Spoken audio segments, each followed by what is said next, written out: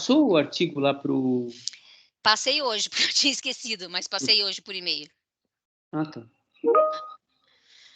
Bom, pessoal, a gravação começou. Boa noite a todos e todas. Vamos dar início ao encontro de número 9, se eu não estou perdida, do livro 2, tá? Hoje a gente vai falar sobre a rotação do capital variável, certo? Então, tipo, se quiser fazer uma breve explanação. Ah, só uma observação, né? A gente fez uma correção, na verdade eu não olhei o arquivo que você me mandou, tipo, Você viu o que eu mandei? eu vi, já passei para o Matheus. O que é que tinha uma fórmula errada, é isso? Não, não é fórmula, não. É uma atrapalhada que eu fiz lá no slide 7. Ah, tá. E depois a gente pode... não vale a pena comparar o que tinha sido feito com a correção que eu fiz. Uhum. Talvez a gente, quando chegar a hora, vale a pena olhar o slide 7 só. Bom, nós vamos ver Tá. depois. Mas eu já pedi para o Matheus, ele já vai substituir no site a Já versão estava escrito, atual. é um caso de comparação entre capital A e capital B, dois capitais. E lá estava escrito que o capital A gasta 500 semanalmente, mas não era, é 100 semanalmente.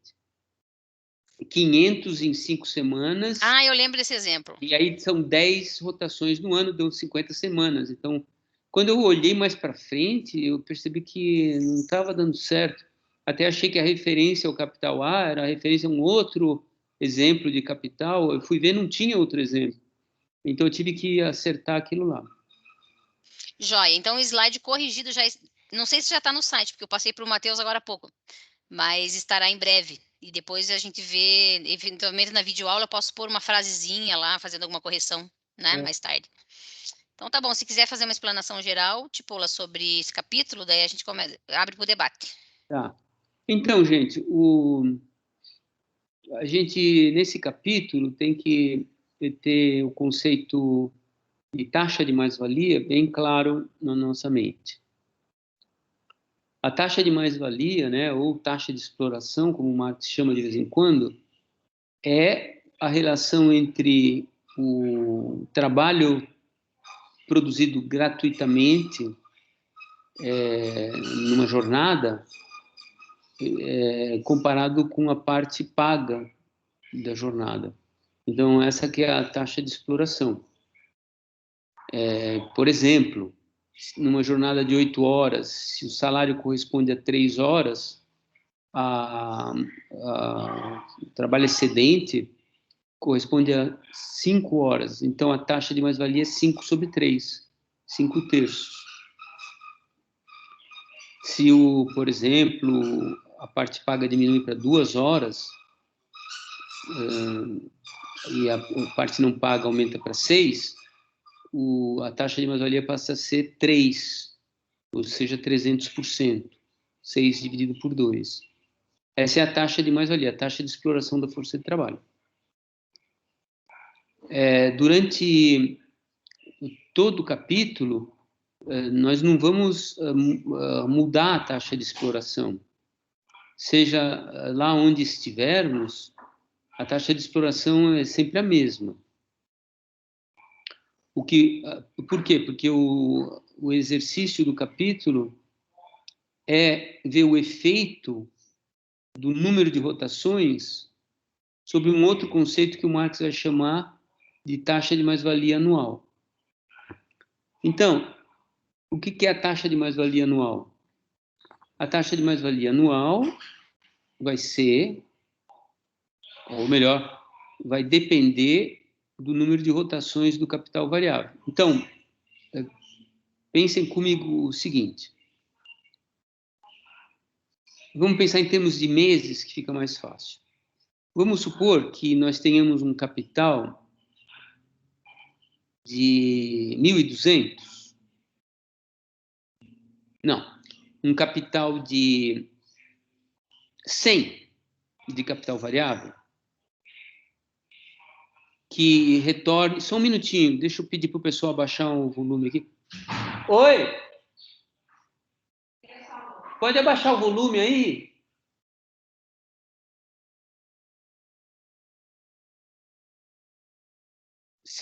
Vamos supor que a gente tem um capital de 100 no começo do ano. São 12 meses, né? Então, a gente tem os trabalhadores trabalhando durante um mês, no final do mês o produto está realizado, com a venda do produto, esses 100 retornam às mãos do capitalista. Ele usa os mesmos 100 para pagar a força de trabalho no mês de fevereiro. Esses 100, obviamente, não são o mesmo capital que ele investiu. Por quê? Porque esse é um dinheiro que reflui para ele como produto do trabalho dos trabalhadores. Então, é a forma já, digamos assim, elaborada pelo trabalho. Mas é a forma elaborada pelo trabalho, né, no sentido de valor produzido pelo trabalho, que repõe para ele o custo salarial do primeiro mês, com o que ele pode pagar o salário do segundo mês. E assim sucessivamente até o final do ano. De tal maneira que com 100 de capital variável, ele pode ter um capital aplicado no ano de 1.200. Todo mundo concorda? Vocês não teriam a mínima dúvida sobre isso se vocês fossem os capitalistas. Vocês veriam que o salário que vocês pagam no mês de fevereiro é o valor refluído do salário que vocês pagaram no mês de janeiro. Muito bem. Agora imaginem um outro capital. Bom, mas antes de imaginar um outro capital, vamos ver o que aconteceu com a mais-valia. Vamos supor que a mais-valia seja 100%. Então, cada mês, o capital variável de 100 produziu 100 de mais-valia, vamos supor. Só para ficar fácil. Não pensem que tem alguma magia com a taxa de mais-valia de 100%. A taxa de mais-valia pode ser qualquer coisa. Pode ser 90%, pode ser 150%, pode ser 200%, depende de cada país. Mas a gente pensa em termos de 100% para facilitar o exemplo numérico. Se a nossa taxa de mais-valia é, então, 100%, a gente obtém uma mais-valia de 1.200 no ano, porque a cada mês, além dos 100 que reproduzem o capital variável, a força de trabalho trabalha 100 adicionais. Então, é como se, durante um mês de trabalho, o trabalhador produzisse... Durante um mês de trabalho, o trabalhador produz 200. Nos 15 primeiros dias, ele repõe o valor do capital variável e nos outros 15 dias ele trabalha gratuitamente. E assim sucessivamente ao longo do ano. Então, note o que acontece. A taxa de exploração é quanto? 100%. 15 dias de trabalho pago, 15 dias de trabalho não pago. Durante o ano, a taxa de exploração é quanto? 100%. 6 meses de trabalho pago, 6 meses de trabalho não pago. Seja qual unidade de tempo vocês pegarem, vocês tomarem, a taxa de exploração da força de trabalho vai ser igual, vai ser 50%. Se pegarem 1 hora, metade, 30 minutos é trabalho pago e 30 minutos é trabalho não pago. No entanto, o capitalista precisou apenas de 100 para produzir uma mais-valia de 1.200. De tal maneira que a taxa anual de mais-valia é 1.200 sobre 100. Ele não precisou de um capital de 1.200. Ele só precisou de um capital de 100, porque esse capital de 100 sustentou um capital aplicado durante um ano de 1.200, que gerou uma mais-valia de 1.200. Então, a taxa de mais-valia anual, a taxa de expansão do seu capital variável é 1.200 sobre 100, que dá 12, ou seja, 1.200%. Muito bem. Agora vamos imaginar um capital B que produz um navio que leva 1 ano para ser produzido. E que, igualmente, esse capitalista pague 100 por mês. Ora, como ele só vai vender o navio no final do ano, ele precisa ter 1.200 de capital variável para ir pagando mensalmente a força de trabalho. O mesmo que ocorreu com outro exemplo, ocorre aqui. No primeiro mês, os trabalhadores já incorporaram no navio, em construção, 200 de valor, dos quais 100 corresponde ao trabalho pago e 100 ao trabalho não pago. Mas essa incorporação de valor ainda está num produto inacabado. Então, ela tem que continuar durante os meses seguintes. No mês seguinte, o capitalista tem que desembolsar mais 100, e mais 100, e mais 100, até que no final do ano, ao ter desembolsado todo o seu capital variável e ter tido um capital aplicado no ano também de 1.200, ele obtém finalmente, com a venda do navio, o seu capital variável de volta. Agora vamos ver, a taxa de mais-valia, a taxa de exploração da força de trabalho, foi idêntica no caso do navio. Os trabalhadores trabalharam metade do mês para eles e metade para o capitalista. Ao longo do ano, eles trabalharam 6 meses para eles, 6 meses para o capitalista. Então, a taxa de exploração continua sendo 100%.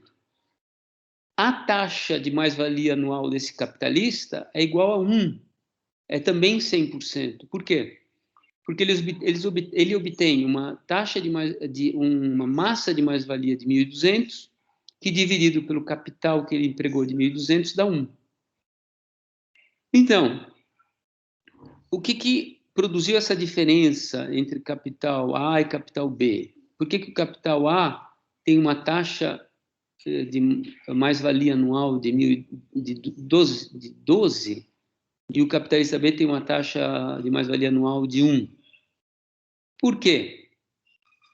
O 100 de capital variável aplicado pelo capitalista A foi o único capital que ele precisou, e esse capital de 100 produziu uma mais-valia de 1.200. Dividir um pelo outro dá 12. Em contrapartida, o capital B precisou de 1.200 para produzir 1.200. Então, a taxa de mais-valia anual dele é 1. Essa é a essência do capítulo. Tem outras coisas bem interessantes que estão no livro e, em parte, estão nas transparências.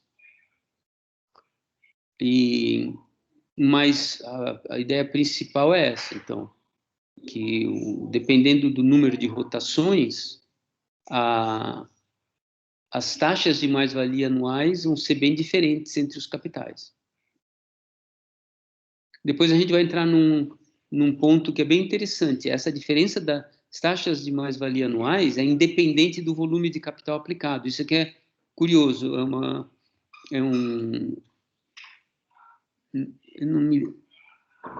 Eu tenho lá uma fórmula que fica claro isso. A taxa de mais-valia anual é independente do capital aplicado. Então, pode ter um capital que aplicou 1 milhão de capital variável e outro que aplicou só 200. O que vai dar a diferença da taxa anual de mais-valia é o número de rotações, não a magnitude do capital. Por quê?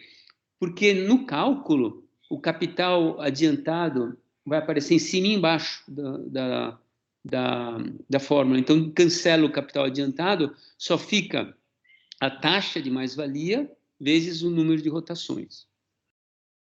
Então, voltando a exemplos A e B. No exemplo A, a gente tinha uma taxa de mais-valia de 100%, multiplicada por 12 rotações, dava 1.200%. E no caso B, a gente tinha uma taxa de mais-valia de 100%, multiplicada por uma rotação, dá 100%. Então, a taxa de mais-valia anual, no final das contas, é igual à taxa de mais-valia vezes o número de rotações. Só me deem só um instantinho, tá? Bem, enquanto o Tipola vai lá, já podem organizar as perguntas, levantar as mãos.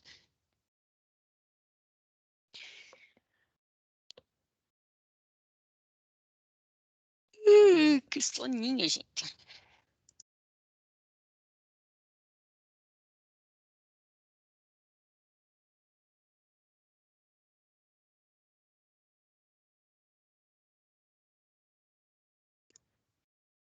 É isso, né, Tipola? Podemos abrir para as perguntas.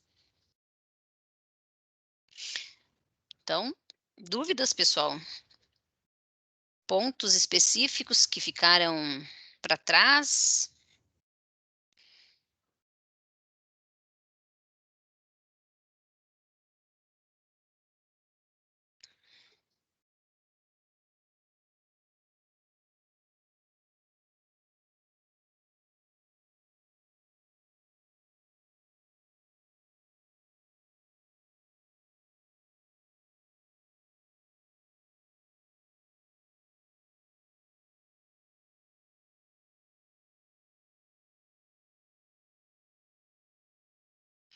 Gabriel, pode falar, Gabriel.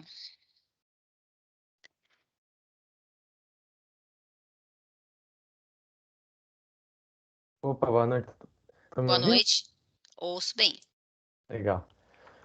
Então, a minha dúvida, só antes da dúvida, assim, só para reforçar, agradecer pela videoaula lá, porque particularmente esse capítulo foi, assim, dificílimo de entender, assim, é muito abstrato, assim, não sei, né, então foi bem difícil. Lendo e tal, foi um processo grande, de horas e horas, para até terminar, mas daí vendo a videoaula iluminou, assim, então foi bem bom. Mas a minha dúvida Só um pouquinho, Gabriel. O Tipola está com o microfone fechado, tá? Depois se abre. Pode falar, Gabriel. Os problemas do EAD, né? Essa coisa é difícil. Mas assim, a minha dúvida, eu fiquei lendo o texto e depois com a videoaula fui ficando um pouco mais claro, mas eu não sei se eu entendi direito, na verdade. Ainda mantive essa dúvida, assim. O que determina o tempo de rotação do capital variável, assim, porque eu não sei se são talvez coisa que estava lá no capítulo 8, eu acho, né, que é do tempo de rotação e tal. Pode ser que eu tenha perdido, não sei, mas é, o que define, por exemplo, se ele vai ser de 5 semanas ou se ele vai ser de um ano? Porque no exemplo que você usou, me pareceu que é do tempo de produção de determinado produto inteiro, assim, né? Por exemplo, que você usou o tempo do capital B lá de um ano, por exemplo, como se fosse um navio, que eu entendi que o navio demora um ano para ser produzido. Mas é isso que define, assim, ou é uma. Porque não pode ser só uma escolha arbitrária do capitalista, né? Porque senão, né, não dá certo, assim, né? Não faz sentido, vai dar problema no meio, assim, né? Então, isso que eu não entendi. Daí, acho que é talvez meio boba, assim, não sei, mas é que eu não consegui compreender essa divisão, assim. Certo? Não, então, vamos lembrar então a rotação do capital, como é que é, né? Se a gente pegar o ciclo do capital dinheiro, a gente tem um investimento inicial de dinheiro, né, na forma de dinheiro, que paga a força de trabalho, adquire os meios de produção com os quais ela vai trabalhar e inicia-se o processo de produção que nós vamos considerar como, em termos do conceito de período de trabalho. Período de trabalho é o conjunto de jornadas de trabalho necessárias para executar o produto. E depois tem o período de venda. Mas a gente vai abstrair da circulação. Então, a gente pensa em termos de uma compra, pagamento de força de trabalho, um período de produção, que pode ser de uma jornada de um trabalhador, de uma jornada de 100 trabalhadores, ou de 10 jornadas de 100 trabalhadores. Dependendo do tipo de produção, a gente tem o número de jornadas necessárias para realizar o produto. Uma vez realizado o produto, ele é vendido, a gente está imaginando uma venda instantânea, e o dinheiro retorna. Então, o que é a rotação do capital? Ela é basicamente, nesse nosso exemplo, definida pelo período de trabalho, pelo tempo que demora para produzir o produto. Agora, é claro que você levanta uma questão interessante. Por exemplo, uma fábrica de caixas de fósforo, ou uma fábrica de refrigerantes, como é que a gente vai saber? Como é que a gente vai saber a rotação do capital variável? Se está toda hora saindo, né? Qual é o período de trabalho? Se está toda hora saindo caixas de fósforo em pacotes enormes e engradados de refrigerante numa outra empresa, saindo continuamente. Bom, o que conta aí é o tempo, o que a gente está chamando de período de trabalho. Desde o momento em que entraram os componentes para fazer os componentes químicos para fazer o refrigerante, até o momento em que um dado lote é pronto, a gente define como período de trabalho. É claro que, por exemplo, se numa jornada de trabalho de 100 trabalhadores saem 100 lotes, ou seja, 100 caixas de fósforo, 100 caixas de caixinhas de fósforos dentro. Bom, é claro que durante a jornada, se a jornada é de 10 horas, significa que a cada hora foram produzidos 10 caixas.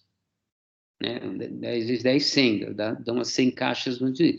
Então, o período de trabalho passa a ser de 1 hora, contada a caixa. Então, todos esses cálculos são passíveis de serem realizados com bastante precisão. Mas a ideia, para facilitar, é bom pensar um produto... às vezes é até bom imaginar um trabalho artesanal, porque fica bem claramente fixado na nossa mente o tempo que demora para fazer. Então, por exemplo, suponha que um determinado conserto de vestido numa empresa de costura capitalista demore uma jornada de um trabalhador encarregado de fazer aquele conserto no vestido, aquele encurtamento, seja lá o que for. Bom, quando o vestido está pronto, quando o serviço está pronto, quando essa transformação está pronta, no final da jornada, o que a gente tem? A gente tem, com a venda do produto, que é um encurtamento do tecido, né? Mudou a moda, o tecido levantou para cima do joelho, por exemplo, o capitalista recupera o salário, que é a jornada do trabalho daquele costureiro ou costureira, e o valor adicional que ele cobra, que é correspondente, em termos conceituais, à mais-valia. Então, nesse caso, o período de rotação, o tempo de rotação do capital variável é de uma jornada. Né? Você pode ter, lado a lado com esse trabalho de reparação, de conserto, uma reforma de um vestido de noiva comprado usado e que é colocado ali para ser reformado, mas esse vai demorar 5 dias do trabalho de uma costureira nessa empresa. Quando ele estiver pronto, o capitalista recupera o valor dessa reforma, um vestido de noiva, e recupera também o lucro que está incluído. Mas para a gente interessa o tempo de rotação. Nesse caso, o tempo de rotação seria 5 dias. 5 dias levou para produzir essa reforma. Ao receber o valor relativo a essa reforma, a gente recebe o valor do capital variável e mais a mais-valia. Imaginando que aí também é 100%, a gente tem uma taxa de exploração de 100% e tal. Agora, note que esse exemplo é curioso, porque aí nós teríamos uma empresa na qual cada processo produtivo tem uma rotação, são produtos de resultado de reformas que dependem do objeto, e cada objeto desse tem um tempo diferente. Então, curiosamente, esse exemplo me leva ao problema de calcular, né, a rotação média do capital variável, que nós não vamos poder fazer aqui, porque, nesse caso, seria 6 dias dividido por 2, porque 5 dias do vestido, que era para aumentar a barra, e mais um dia do tecido que era do vestido que era para aumentar a barra, e mais 5 dias do vestido de noiva que era para reformar. 6 dias dividido por dois produtos dá um tempo de rotação médio de 3 dias. Eu não sei se é assim que a gente faria, mas como eu estou improvisando aqui, nunca pensei nesses termos, né? Que eu introduzi uma empresa que faz produtos diferentes. Não é uma caixa de fósforo que está sempre no mesmo tempo de trabalho, nem uma empresa de refrigerante que sai sempre, ou de automóvel que requer um número de horas de trabalho exatamente iguais dia após dia. Aqui é diferente de acordo com o produto, então teria que ter um cálculo diferente para a rotação do capital variável. Mas a rotação do capital variável é assim, ela está condicionada pela venda do produto. Então, como é que é a rotação do capital variável? Quando você vende uma unidade do automóvel, ela efetua a rotação do capital variável. Como? Quanto que a gente sabe de salário que está naquele automóvel? Isso é um problema da fábrica. Eles que têm... Na precificação estão os custos. Então, quando ele vende o automóvel, ele está rodando, está efetuando a rotação do capital variável ao imputar no preço do automóvel os custos salariais. Quais custos salariais? Ele não pode fazer uma coisa arbitrária, tem que ser os custos salariais médios que a efetivação de um carro requer. Então, é sempre a venda do produto que efetua a rotação, entendeu? E o que ela realiza de rotação é a quantidade de trabalho que está dentro daquele produto, daquela unidade. Não, parabéns pela pergunta, porque você vê que ela requer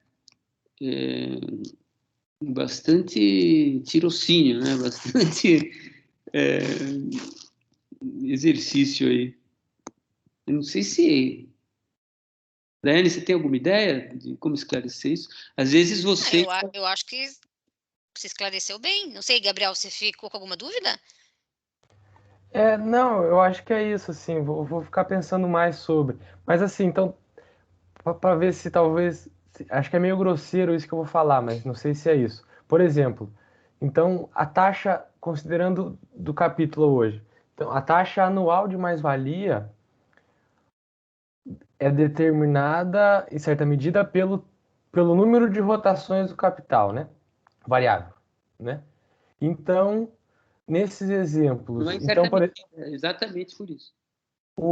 Então, necessariamente, a taxa anual de mais-valia do estaleiro que produz o navio lá tal vai ser menor do que a taxa anual de mais-valia da fábrica de fósforo ali no tal lugar. Com certeza. Porque o período de trabalho necessário é menor, o capital variável, consequentemente, rotaciona mais vezes. Então é isso. Perfeito. Tá. Perfeito. Lembrem que parece um paradoxo, né? E porque vocês vão dizer assim, pô, mas então por que o cara vai ficar fazendo navio se ele tem que empregar um monte de capital variável e ganhar exatamente a mesma mais-valia no ano? Mas é que muitos de vocês não estão fazendo o livro 3 e o que de vocês que estão fazendo, já viram, né, os preços de produção. Então, esses problemas de rotação que alteram a lucratividade dos capitais individuais, depois são submetidos há uma ulterior modificação, que é a modificação imposta pela concorrência, pela qual os preços vão ter que se ajustar a uma lucratividade média entre os vários setores. Então, por exemplo, se só existisse capital variável nesses dois setores que eu forneci anteriormente, a taxa de lucro do setor 1 seria 1.200%. A taxa de lucro do setor 2 seria 1%. Seria 100%, desculpa. A do setor 2 seria 100%, porque é 1.200 sobre 1.200, e a do setor 1, do capital A, desculpe, seria 1.200 sobre 100. Seria 1.200%. Então, por que raios um capitalista iria ficar fazendo navio? Se ele pode produzir caixa de fósforo e obter uma taxa de lucro de 1.200%. É porque aí vai ter um equacionamento de quantidades de capital nos dois setores, fósforo e navio, de tal maneira que os preços do navio subam a tal ponto de produzirem uma lucratividade normal no ramo e os preços da caixa de fósforo caiam até o ponto de produzir uma lucratividade normal naquele setor.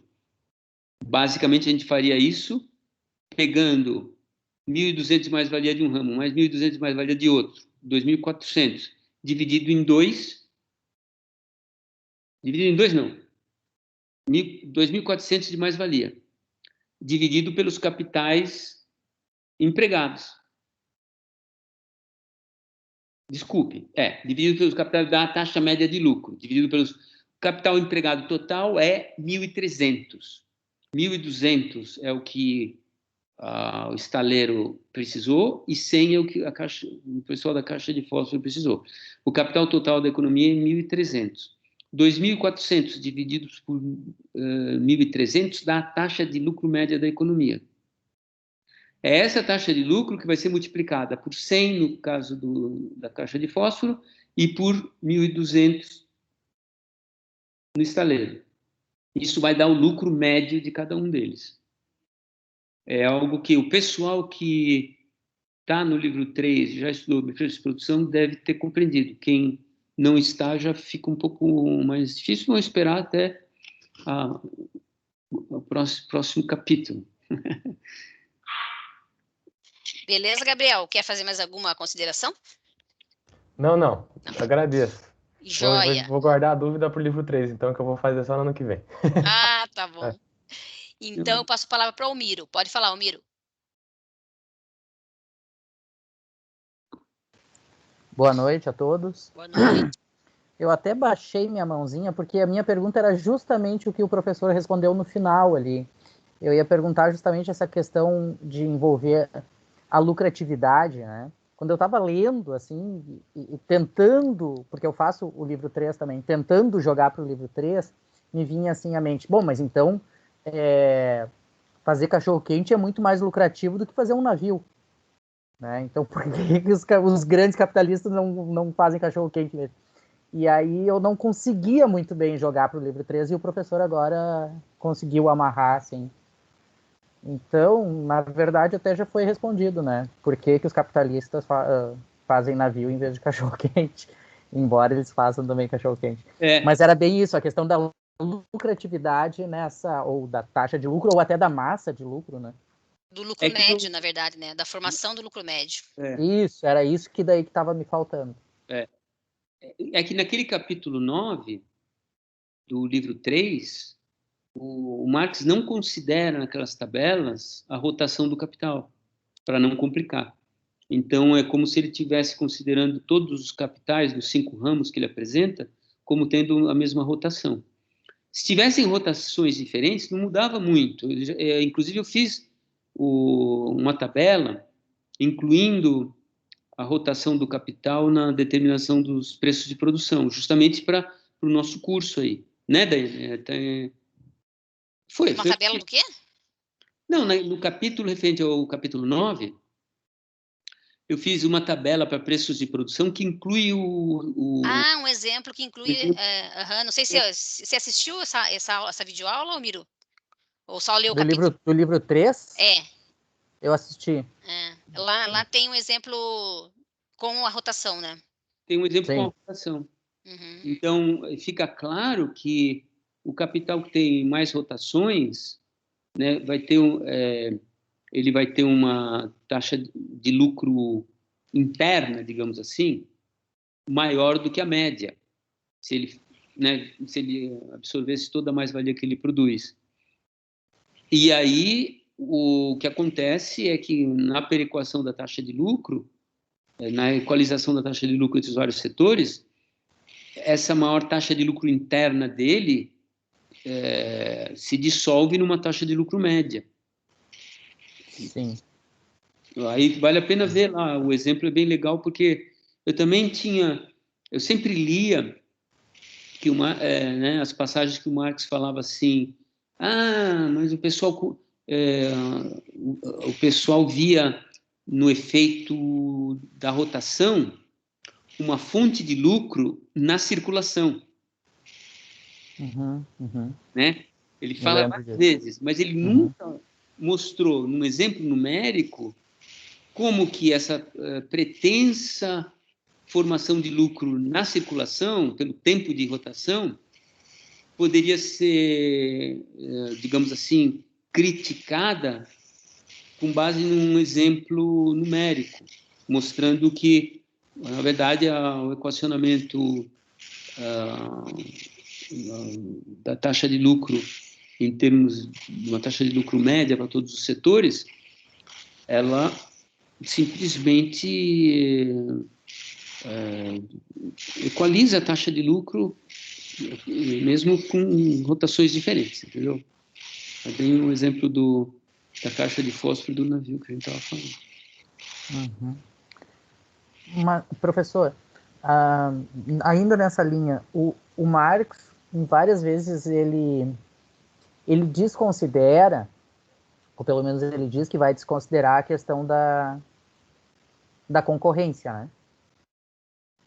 Ou não? Eu estou enganado. Não, é que depende do nível da concorrência que você está falando. No capítulo, no livro 3, que você já está estudando, o capítulo 9 já é um capítulo sobre a concorrência. É um capítulo sobre a concorrência entre setores, no sentido de que, justamente do que a gente falou, setores com mais alta lucratividade atraem capital, setores com mais baixa expelem capital. E esse é um processo de concorrência no sentido de concorrer para a taxa mais alta, correr para a taxa mais alta. Então, concorrência nesse sentido. Não é a concorrência entendida no sentido estrito de concorrência sobre o mesmo produto. Essa é a concorrência dentro do ramo. Então, aqueles 5 ramos lá, eles não mostram a concorrência dentro de cada ramo, porque ele está querendo mostrar como que a concorrência entre os ramos faz a mais-valia se distribuir de forma a produzir uma lucratividade média, normal, entre os vários ramos.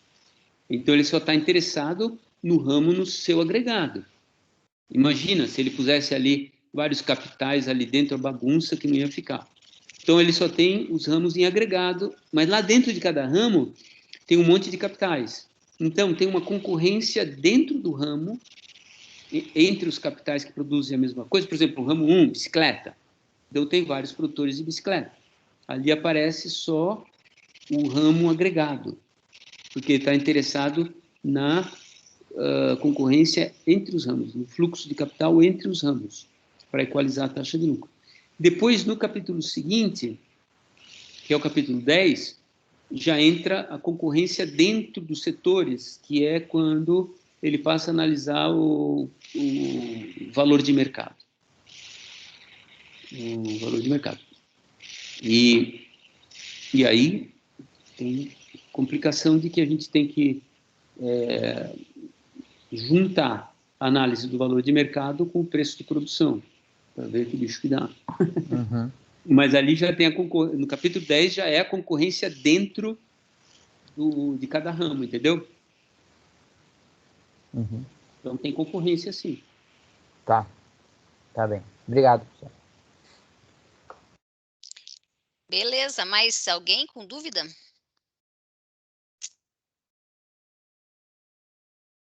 Muito bom.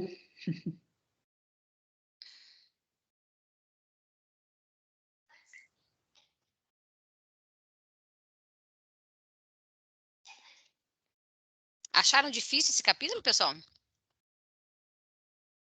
Difícil?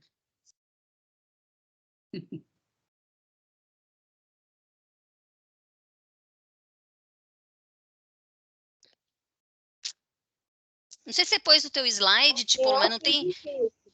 Ah, Lohane, pode do falar. mesmo jeito que o Gabriel Quem tá falou. falando? A Lohane, Alô, provavelmente. Já conheço Oi, a Rani, voz. tudo bom? Tudo bem, você? Vai aparecer aí ou não? Olha, posso aparecer, a câmera tá meio doida hoje. O som também não está muito legal. Pois é, Tudo bom, Lohane? tudo bem. Como é que tá o clima aí em Uberlândia? Aqui tá friozinho, mas é um friozinho agradável. Eu achei difícil também, como o Gabriel falou. Aí, quando eu assisti a aula, eu tive a impressão que eu entendi o básico do básico. Mas, assim, se me fizer uma pergunta, eu não tenho muita certeza se eu entendi. É mais ou menos assim. Então, eu estou ouvindo o que os colegas estão falando e a explicação de novo, porque eu não consegui nem ter dúvida, o que é preocupante. Quem sabe a gente não repasse uma fórmula ali daqui a pouco, para tentar discutir isso melhor. Faz uma pergunta para a Lohane, que ela gosta de pergunta. Não, tipo, pelo amor de Deus, faz pergunta. Não. Ela respondeu a prova dos alunos ano passado, lembra? Isso, eu fico sentindo falta disso, assim, porque eu não tenho muita certeza se eu estou entendendo o que está acontecendo, sabe? Parece que falta uma prova, um negócio para eu poder ter certeza, para poder estudar, sei lá. Eu vou passar para você os questionários, então, do livro 2, tá? Dos alunos da graduação aí. Você já vai respondendo e vê aonde que ficou a dúvida. Isso vai me ajudar, com certeza. Eu ia dizer, não dá ideia de prova, Lohane. Não, mas dá ideia. Não, claro, não é para fazer para todo mundo, é porque a sensação que eu tenho é que eu não tenho certeza se eu estou entendendo. E aí, como algumas vezes eu não tenho dúvida, né? Eu falo, será que é porque eu estou entendendo realmente ou porque eu não estou entendendo nada? Bom, então você faça a seguinte redação para a aula que vem. Qual a diferença entre a taxa de mais-valia e a taxa anual de mais-valia? Tá bom. É para responder? Você pode responder agora. Se você responder agora, você não precisa escrever nada. Não, eu vou escrever. Eu vou escrever porque eu quero pensar em como as coisas estão conectadas na minha cabeça. Na verdade, eu acho que o que acontece com esse capítulo não é a dificuldade conceitual, na verdade, é a apresentação. Eu acho que esse é um capítulo que está longe de ter uma apresentação finalizada, na minha opinião. Sabendo, assim, do grau de perfeccionismo do Marx, eu acho que esse capítulo tem espaço, muito espaço para um melhoramento substancial da forma. Mas o conteúdo está todo lá e não é difícil. O conteúdo não é difícil. Ele pode ser um pouco misterioso à primeira vista, mas ele não é difícil. Na verdade, o conteúdo desse capítulo é um pouco ovo de Colombo, é aquela coisa que, sabe, o ovo de Colombo, né? Como é que como é que o Colombo colocou o ovo de pé? Ele deu uma quebradinha nele na ponta e o ovo ficou de pé. Então, a hora que a gente entende que a taxa anual de mais-valia é a taxa de mais-valia multiplicada pelo número de rotações, aí tem o seguinte detalhe. Às vezes, as fórmulas só atrapalham porque elas mistificam. Então, os alunos começam... Estou falando da graduação. Os alunos começam a saber que a taxa anual de mais-valia é igual a taxa de exploração vezes o número de rotações. Mas absolutamente não sabe explicar o que isso significa. Mas olha, pense assim, a taxa de mais-valia, a taxa de exploração não é M sobre V? Não é não é a mais-valia produzida sobre o capital variável que a produziu? Quando você multiplica pelo número de rotações, você está multiplicando o numerador. O número de rotações no ano está multiplicando a mais-valia que esse capital adiantado produz numa rotação. Mas você está multiplicando o numerador pelo número de rotações. Então, a massa de mais-valia fica aumentada pelo número de rotações, mas não o capital variável, porque se retorna. Então, vocês têm que começar a trabalhar também um pouco a parte matemática da mente, porque quando ela começa a funcionar, ajuda bastante a compreensão. Mas dá para fazer esse raciocínio todo com uma linha de tempo ao longo do ano, por exemplo, com semanas. Daiane, vamos lá vamos para aquele... Acho que é a transparência 5. Pera lá que eu vou achar, peraí. Tem um gráfico com algumas coisas que eu fiz manualmente, que ficaram um pouco tortas ali, que é uma chave, uns balões. Professor. Oi. Vamos recapitular aqui, então. Taxa de mais-valia, enquanto a Daiane põe aí, taxa de mais-valia é a mais-valia sobre o capital, mais-valia sobre o capital variável. Uhum. Aqui, ó. É isso? Esse mesmo daí. É o 5 mesmo, né? É o slide 5. Diga, amigo. Tá, só recapitulando. Taxa de mais-valia é a mais-valia sobre o capital variável. Uhum. Isso. É. E aí, a taxa anual da mais-valia é a taxa de mais-valia vezes o número de rotações. Correto. Tá, obrigado. Então, aqui, na verdade, era antes de eu introduzir o capital variável, então se trata do capital circulante como um todo, mas não muda nada, porque se a gente imaginar que o capital constante circulante, os materiais, tem o mesmo tempo de rotação que o capital... Olha quem está aqui, ó. Olha quem está aqui, ó. Atrapalhando a minha aula. Olha lá, o pessoal lá, ó. Então... Que fofurinha esse cachorrinho. Ele está mordendo meu pé agora. Então, vamos supor que o capital constante circulante tem a mesma rotação que o capital variável. Então, onde se lê aqui capital circulante, inclui tudo. Muito bem. O problema da rotação fica assim, ó. Cada traço corresponde a uma semana. E o tempo de rotação do capital circulante é de 5 semanas. Então, olha o que acontece.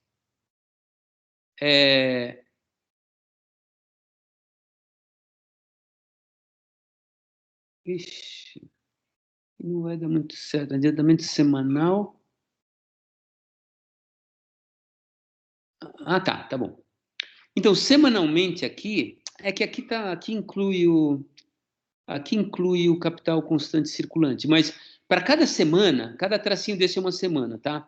Para cada semana, o capitalista paga 100 de salários e compra materiais de 400. Então, cada semana ele tem esse gasto. E na próxima semana mais esse gasto. E na outra mais esse gasto. E mais uma vez, e pela quinta vez, tendo um gasto total de 2.500 nessas 5 semanas. Mas no final dessa quinta semana, o que acontece? Ele vendeu o produto. Aqui nós estamos desconsiderando o tempo de venda para facilitar as coisas.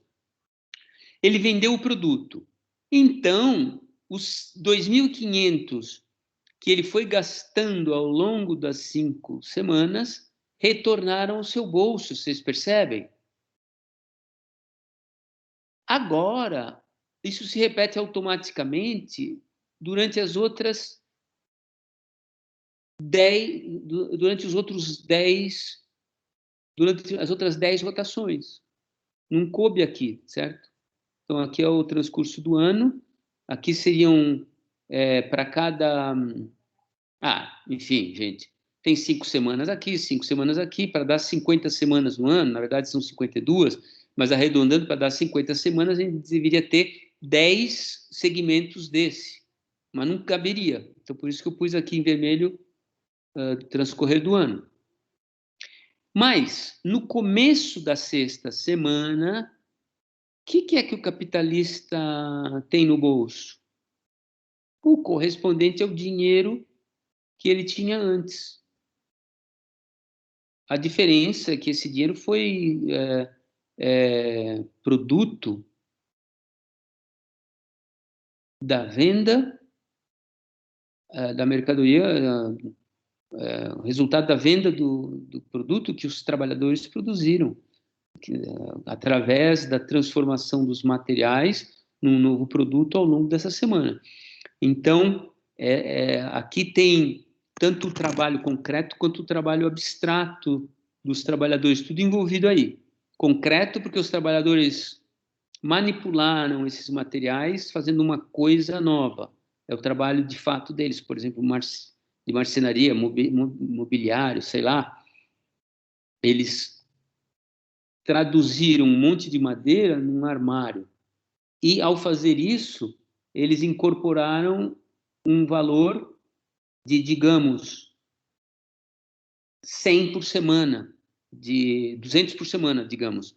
100 de capital variável, mais 100 de mais-valia, de tal maneira que aqui a gente tem a gente teria 2.000 de materiais, mas na venda, na verdade, a gente teria 3.000, porque seria 500 de capital variável ao longo das 5 semanas, e mais 500 de mais-valia. Aqui a gente só está se perguntando sobre o retorno do capital adiantado.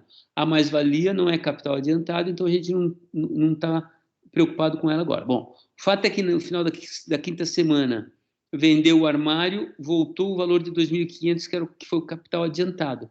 Agora ele usa esse mesmo dinheiro, que é a forma dinheiro da quantidade de trabalho direta e indireta existente no armário, retorna às mãos dele e ele paga de novo a força de trabalho, semana a semana, compra os materiais e tal. No final da 10ª semana, tudo se repete. O que acontece durante o ano? Ele só precisou de 2.500 de capital para sustentar um fluxo de capital circulante do ano de 25.000. 2.500 vezes 10. Essa é que é a ideia da importância da rotação. A rotação do capital, quanto mais rápida ela é, quanto mais rápida ela retorna, menos capital é necessário no início do ano. Ora, se ele conseguisse reduzir a rotação do seu capital para 2 semanas e meia, ele precisaria apenas 1.250 de capital para sustentar o mesmo capital aplicado durante o ano. Visto do ponto de vista do capital variável, ele vai precisar só 50 de capital variável para sustentar a mesma quantidade de trabalho durante o ano. Por quê? Esse capital variável retornaria em 2 semanas e meia e seria utilizado nas 2 semanas e meia seguintes, e assim por diante. De tal maneira que a velocidade de rotação aumenta a eficiência do capital, não porque permite mais produção de mais-valia, mas porque permite uma redução do capital adiantado. Permitiria a produção de mais-valia somente se a redução do tempo de rotação e as condições da economia permitissem com que ele, ao invés de investir em 2 semanas e meia 1.250, ele continuasse investindo 2.500. Mas aí significa que a escala dele teria dobrado. Então, isso é uma fonte de confusão bem grande. Eu já me peguei com o professor Klaus aí 300 vezes sobre o problema de rotação, que cada um vê a coisa de um ponto de vista, é uma luta assim no escuro, viu? É um duelo no escuro, porque a gente se golpeia, cada um pouco vendo a coisa de um ponto de vista, mas aqui vocês viram os 2 pontos de vista. Se diminuir o tempo de rotação, diminui o capital adiantado. Aí tem uma liberação de capital, não interessa, o capitalista pode usar essa liberação de capital para o que ele quiser. Se não houver essa liberação de capital, vai aumentar a escala, porque a rotação sendo de 2 semanas e meia, agora ele tem 2.500 de capital aplicados em 1 semana e meia, e não em 2 semanas, em 5 semanas. Então, eu teria um aumento da escala. Então, o problema da rotação é importante porque aumenta a eficiência do capital. Do ponto de vista do capital variável, é assim, Lohane. Esse capital variável aqui, agora a gente pode ver isso aqui só do ponto de vista do capital variável. Em 5 semanas, olha aqui, vamos abstrair, abstrair o capital circulante, constante circulante de 400. O capital variável é de 100 por semana. No final da 5ª semana, o capitalista recupera 500 de capital variável. Portanto, o capital variável adiantado dele é 500. Vai ser exatamente o exemplo que vem mais adiante depois. Então, ele tem 500 de salários pagos até o final da 5ª semana. No começo da 6ª semana, esse mesmo capital retorna na forma da venda do trabalho materializado durante as primeiras 5 semanas. Então, o que o trabalho fez foi criar valor correspondente ao trabalho de 5 semanas, nos quais está incluído o capital variável e a mais-valia. Então, imaginando aqui uma taxa de mais-valia de 100%, no final da 5ª semana, nós temos que, na verdade, o valor novo incorporado ao produto é de 1.000. 500 de capital variável, de salário, mais 500 de mais-valia. Muito bem. Nas próximas 5 semanas, ele aplica esses mesmos 500, lembrando que não são os mesmos. Tem uma mudança qualitativa aqui. Uma coisa é o dinheiro que ele tinha no bolso, outra coisa é o dinheiro que volta para o bolso dele, resultado do trabalho da força de trabalho. É muito diferente isso. Isso é importante deixar bem claro. O fato é que o dinheiro retorna ao seu bolso e ele agora usa o mesmo dinheiro para pagar a força de trabalho durante 5 semanas. No final da 10ª semana, volta o 500 de capital variável, somados de 500 de mais-valia. Então, notem, o capital variável que ele precisa para obter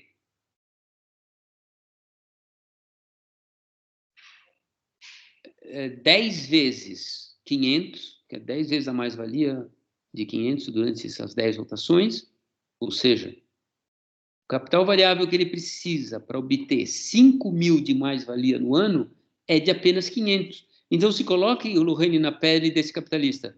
Você paga a força de trabalho durante 5 semanas, gasta 500. Recupera esse dinheiro com a venda do teu produto. Depois você paga de novo com o mesmo dinheiro que você recuperou.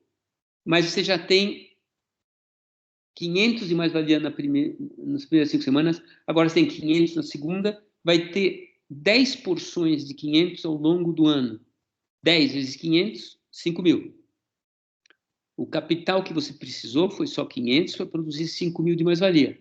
A taxa anual de mais-valia, portanto, é 5.000 de mais-valia sobre 500. E a taxa de exploração da força de trabalho, qual é? Mudou? Ela está mais explorada porque a rotação do capital variável são 10 vezes? Não, porque ela é paga pontualmente, semanalmente, 100. O capitalista não deixa de pagar 100. Do ponto de vista da força de trabalho, ela está pouco se lixando a respeito da rotação do capital variável. Ela quer ser paga o seu valor. O capitalista, pagando o valor da força de trabalho e fazendo-a trabalhar a jornada inteira, né, a semana inteira, ele obtém a mais-valia correspondente à divisão do trabalho da semana entre parte paga e não paga. Nós estamos assumindo que na semana o trabalhador produz um valor de 1.000, 500 ele é pago, 500 não é pago. Então a taxa de exploração dele é exatamente igual. Como é que ficaria a taxa de exploração dele no ano? Quanto de salário ele recebe no ano? 5.000. Quanto de mais-valia ele produz no ano? 5.000. Então a taxa de exploração dele no ano é 100%. Vista do ponto de vista da exploração do trabalhador, a taxa de exploração dele é 100%. Vista do ponto de vista da taxa de expansão do capital variável, essa taxa é... Quanto que é mesmo? É 5.000 sobre... É 5.000 sobre 500. Isso, que dá 1.000%. Então, a taxa anual de mais-valia é 1.000%, a taxa de exploração é 100%. Agora, vamos lá. A taxa de exploração é 100%. Vezes 10, 1.000%. Então, a taxa de mais-valia anual é a taxa de exploração vezes o número de rotações. Isso aí. Quer mostrar mais algum slide? Eu cansei. Vamos lá para o slide da... Vamos ver uma fórmula agora. Agora tem que ser uma fórmula. Deixa eu ver. Passa, esse passa. Passa também. Aí é o capital A e o capital B, ó, que é o que a gente acabou de falar, tá? Não precisa mais repetir.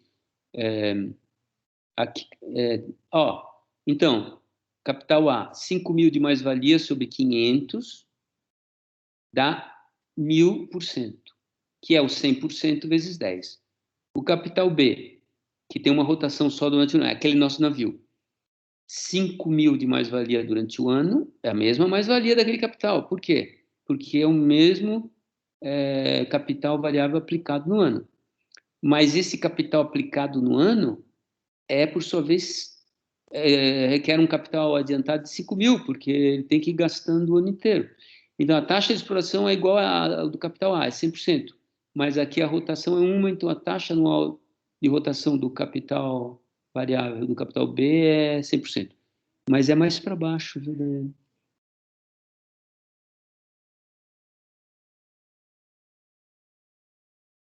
E agora, vai. Então, aqui, ó.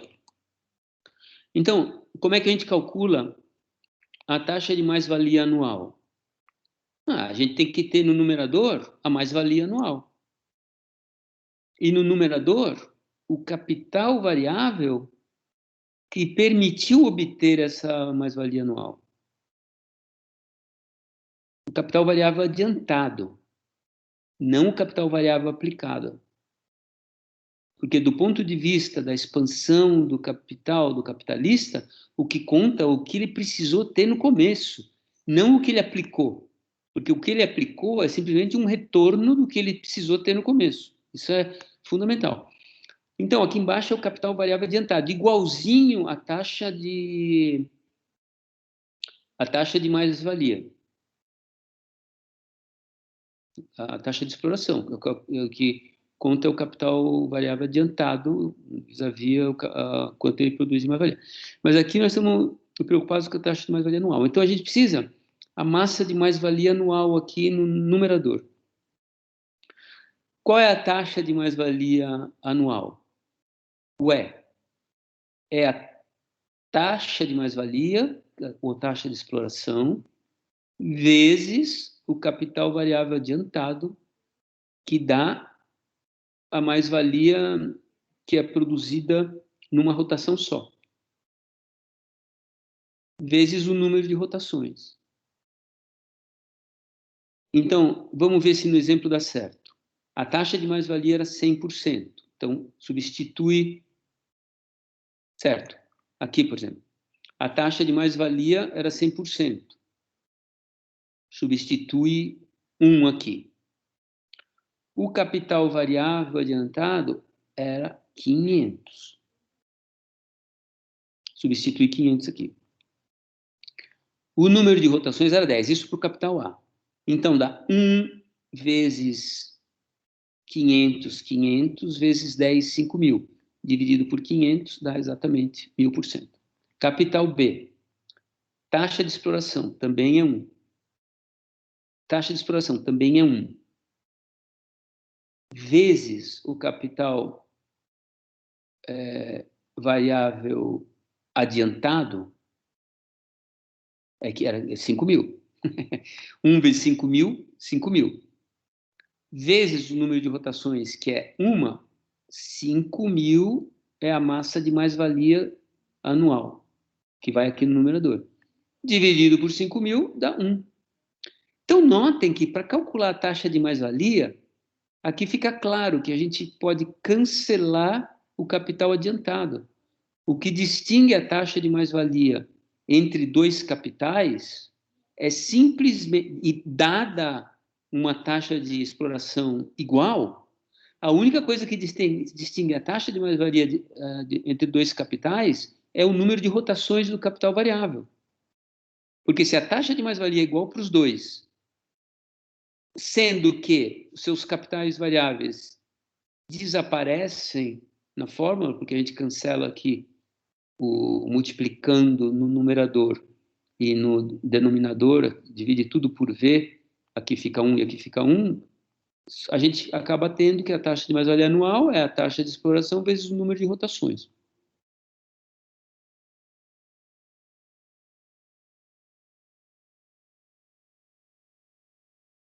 Que volta para aquilo que a gente tinha.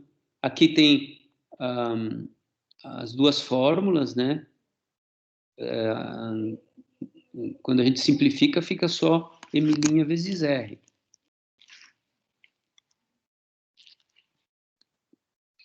Ai, ai, ai. Eu imagino o Klaus no meu lugar, o quão mais claro ia tudo ficar. Mas cada um tem o seu dom, né? Ele tem o dom da clareza.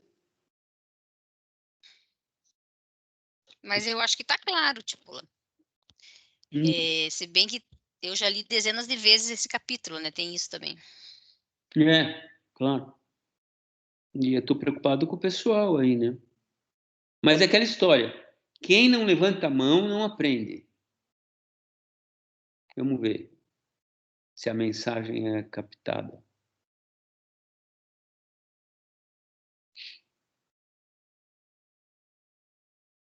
E aí, Lorraine, esclareceu um pouquinho? Conseguiu? Então, é assim, parece que não, eu tinha compreendido. Sabe quando você disse aí, agora eu já li dezenas de vezes esse capítulo? Eu acho que é isso que eu estou precisando fazer, entendeu? Ler dezenas de vezes os capítulos para conectar um capítulo com o outro. Eu acho que é mais isso. Não é compreender o capítulo, é compreender como todas essas coisas estão imbricadas umas nas outras. Acho que é mais isso. E onde tudo isso vai parar, né? lá no capítulo, lá no livro 3. Onde a gente vai chegar? Mas é isso, eu estou entendendo. Eu acho que eu estou entendendo. Vou fazer minha prova aqui para ver se eu estou entendendo mesmo. Beleza. É bom lembrar que a gente está num livro que se chama Circulação do Capital, né? O que mostra claramente que todo capital tem interesse em reduzir o tempo de rotação, para aumentar o número de rotações no ano, porque com isso ele diminui o capital que ele precisa no começo. E isso faz aumentar a taxa de lucro, a taxa de expansão do seu capital. A gente está vendo a taxa de expansão aqui pela ótica do capital variável. Mas esse aumento da taxa de expansão do capital variável implica um aumento da taxa de expansão do capital total, se essa maior celeridade da rotação não é obtida com um aumento igualmente proporcional do capital fixo, porque aí pode empatar o jogo. Mas supondo que a gente tenha só um rearranjo das forças produtivas já em loco, então não muda o valor das forças produtivas utilizadas, mas muda o seu arranjo, a sua distribuição no espaço fabril, que faz com que diminua o período de trabalho. Nesse caso, a gente teria uma redução do tempo, do período de trabalho, portanto, do retorno do capital variável, e, portanto, uma redução do capital variável inicial necessário, e, portanto, uma redução do capital total necessário, porque junto com a redução do capital variável necessário, reduz também o capital circulante necessário, porque eles circulam mais ou menos juntos. Então, diminuiria o capital inicial necessário para a produção de uma mesma quantidade de mais-valia. Por que a quantidade... Uma pergunta, hein? Por que nesses nossos exemplos a quantidade de mais-valia no ano não mudou nada se mudou a rotação do capital? Se a rotação do capital é diferente. A Cris está dando risada. Não dá para ouvir a risada porque você está sem som. Essa era a minha pergunta. Por isso que eu ri. Então você não tem a resposta para ela. Era isso que você queria falar, Cris, que você está com a mão levantada? É que eu estava sabendo, viu, sabe? Eu percebi que eu tinha deixado esse problema. Não, mas é óbvio. É óbvio que fica uma pulga atrás da orelha. Se as rotações são diferentes, os capitais, um capital é mais eficiente que o outro, por que a mais-valia não aumentou? Por que aqueles dois capitais, A e B do PowerPoint, por que o capital A não produz mais-valia que o capital B? Qual seria a resposta? É porque a mais-valia não tem a ver com o número de rotações. A mais-valia tem a ver com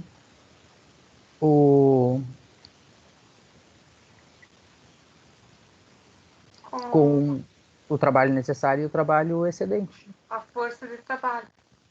É. Por aí. E a rotação, ela pode ser variável N vezes, independente do processo? Um restaurante, uma empresa capitalista restauradora. Fundação. Não tem ninguém aí no Amazonas, né? Nossa, que barulho, hein? Agora parou, porque tinha 2 microfones abertos, daí dá um... Ah, foi você?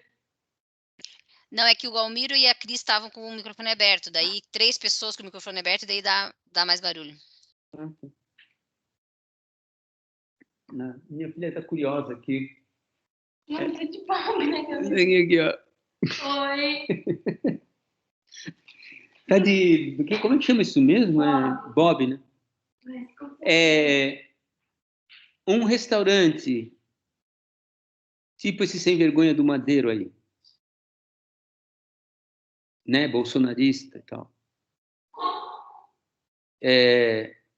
Uma empresa capitalista, certo? E a rotação, como é que é a rotação do capital? É noturna, diurna. O sanduíche que você come lá é o salário hora que está retornando na venda do produto.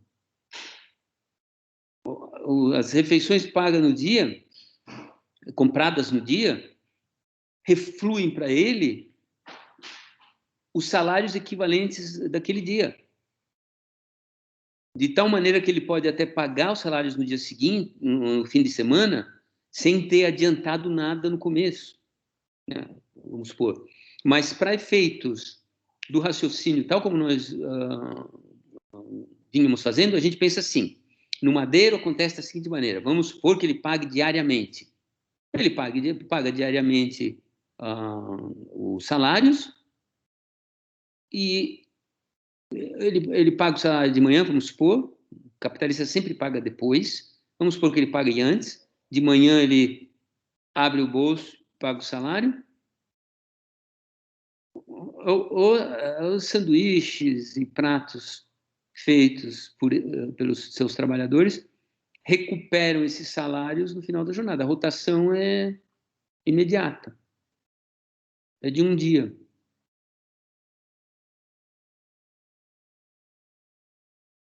Entendeu? Enquanto a rotação do navio é de um ano, vamos supor.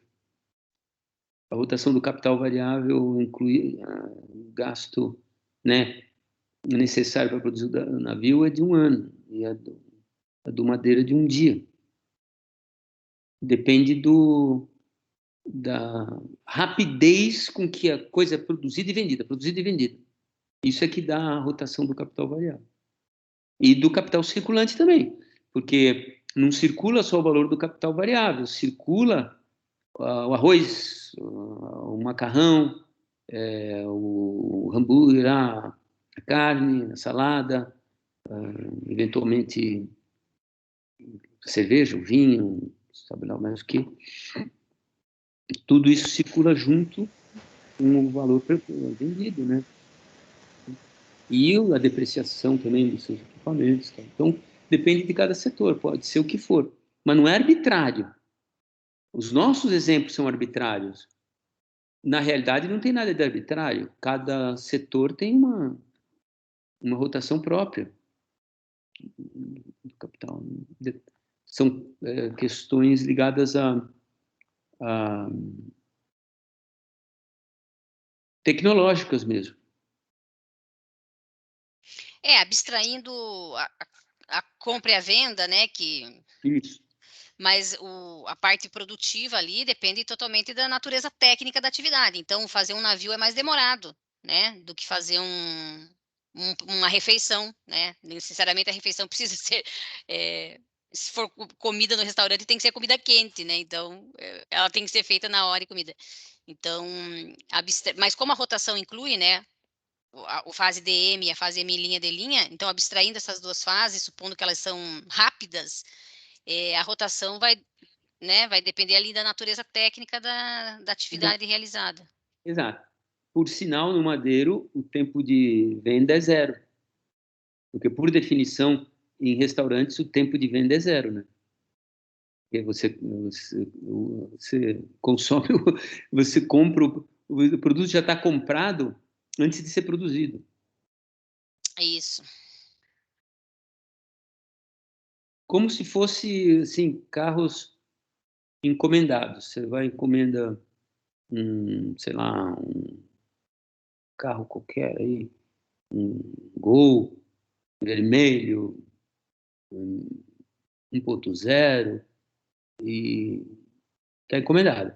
O tempo de circulação vai ser zero, porque quando eles entregarem o carro, você cai o teu pagamento. Isso não existe. Chegou a existir uma época aí, viu?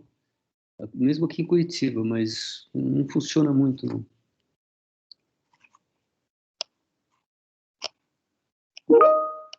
Acho que atrapalha os caras.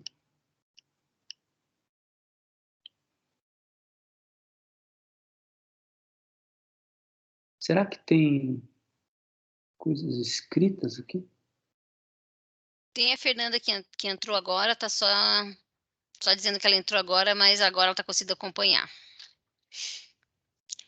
Mais nenhuma pergunta, pessoal? Pode falar, Cris. Era isso que você queria? Então, era isso, mas é que eu sempre estou tentando trazer para minha sardinha, né? Trazer o peixe para montar a minha latinha de sardinha aqui. Para a agricultura, eu também poderia dizer que a minha rotação ela entraria nessa questão aí da rapidez, tanto quanto um restaurante? Claro que não, a agricultura... Mas também não entraria lá no exemplo do navio. Depende do produto. Depende da cultura, né? Depende da cultura. Né? Tipo, alface talvez entraria mais nessa questão do... É mais rápido, se for... Da rapidez, né? Porque o plantio, ele é feito... Vamos dar o exemplo do alface. Ele é feito rotativo, então... O agricultor ele vai plantando, vai colhendo e vai plantando e não deixa, é cíclico, né? Ele não é cíclico no sentido de que ele não deixa de replantar, né? Ele colhe lá 10 pés um dia e planta no mesmo dia 10 pés, né? Vamos dar um exemplo chulo assim, só para poder ver. Então todo dia ele vai ter 10 pés para tirar de alface, de colher. Um exemplo bem sei lá, mas banal. O que importa aí é quanto tempo demorou para crescer a alface. Ah, tá. Alface. Era isso que eu queria saber. É. Mas eu vou perguntar mais, que vocês estão falando todas as minhas perguntas, porque era isso que eu queria entender, essa questão a demora que o pé de alface leva lá, sei lá, vamos dizer, 15 dias. Eu tô bem por fora, faz tempo que eu não planto nada. Não, eu também não sei, mas estou até tentando ver uma cultura que demore mais, mas eu estou meio por fora também. Tem um pessoal aí mandioca, que é mais ligado à agricultura. Mandioca... Viu? O alface demora um pouquinho. Mas uns 20 a gente compra de vizinho, às vezes falta. Agora a mandioca, por exemplo, ela é anual. Então, tá vendo? Aí você tem que supor assim, vamos supor, nós estamos falando de empresas capitalistas, porque estamos falando da rotação do capital variável, então tem que ter capital variável. Não estamos falando de agricultura familiar. Eu não estou pensando em agricultura familiar, eu só dei um exemplo aqui para tentar entender o processo no maior, né? Então, no caso do alface, a cada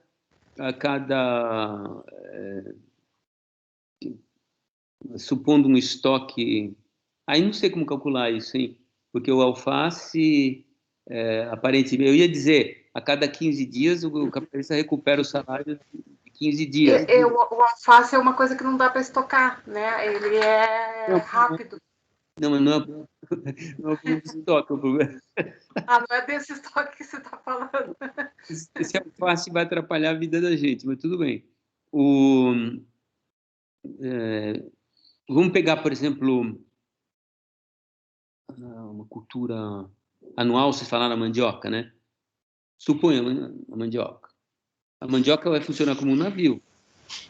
Desculpe, mas é quase ridículo a comparação, mas vai funcionar como um navio. Supondo que esse capitalista que emprega trabalhadores na safra da mandioca pague o ano inteiro, não é assim, tipo, plantou, tchau, te vejo de novo dia 31 de dezembro. Mas se fosse assim, também pode, porque aí a gente tem o tempo de produção sem trabalho. Então vamos supor, para já recuperar um aspecto que a gente estudou antes. Então a gente tem dia 1º de janeiro, a galera toda plantando. Aí tem o capital variável de 1.000. Passa o ano inteiro sem nada, não cresce erva daninha, nada, só mandioca. 31 de dezembro, paga mais 1.000 para o pessoal colher. Capital variável total adiantado no ano, 2.000. Recuperado com a venda da mandioca no final do ano, para o Natal. Fazer torta de mandioca. Não, então, é um exemplo que para ilustrar que, dependendo do tipo de cultura, demora mais ou menos. E tem também o problema da interrupção do processo de trabalho, que a gente já estudou. O processo de produção pode se dar sem processo de trabalho. No caso do navio, não, porque onde você tem processos de produção sem trabalho, permitem que o processo de trabalho continue um pouco mais para lá. Por exemplo, suponha que numa parte do navio estejam passando um antiferrugem, vamos supor. Enquanto está secando aquela parte, o pessoal está trabalhando numa outra parte. Então, os processos de trabalho e de produção sem trabalho ficam superpostos. No caso do exemplo da mandioca, não. O pessoal saiu e só voltou no final para colher. Mas aí o capital variável empregado foi... Então, cada exemplo é uma coisa. E o bacana, o melhor seria ter conhecimento dos exemplos, para exemplificar com exemplos verdadeiros, né? Mas a gente não conhece muita coisa, né? O nosso trabalho não é trabalho de produção, então a gente não conhece. A gente tem a nossa produção formandos por ano. É que nem o navio também. Não, isso é uma piada, hein? Confundindo. Mas a minha pergunta era... foi respondida pelo Almiro já.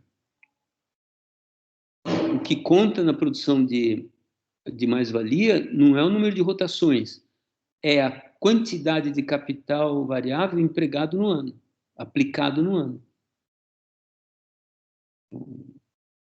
Que é a massa de trabalho utilizada no ano. Dois capitais que utilizam a mesma massa de trabalho no ano produzirão exatamente a mesma mais-valia, independentemente da velocidade de rotação dos seus capitais.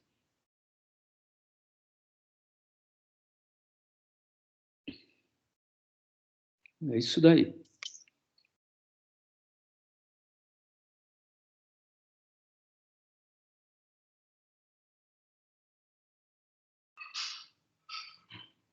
Mais alguém, pessoal?